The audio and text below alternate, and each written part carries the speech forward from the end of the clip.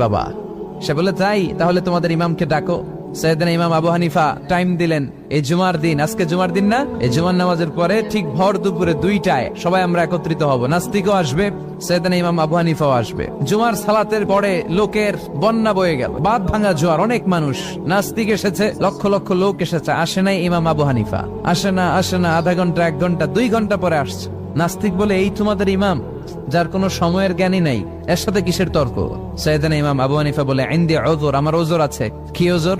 সাইয়েদনা ইমাম আবু হানিফা বলেন, আমি ঘর থেকে বের হয়ে আসার পথে একটা নদী পার হয়ে আসতে হয়। আজকে এসে দেখি নদীর মধ্যে কোনো মানুষ টানুষ নাই, নৌকা নাই, মাঝি নাই, কিচ্ছু নাই। তো হঠাৎ দেখলাম পাশে বিশাল বড় একটা গাছ, এই গাছটা এমনি এমনি 2 ভাগ হয়ে গেল।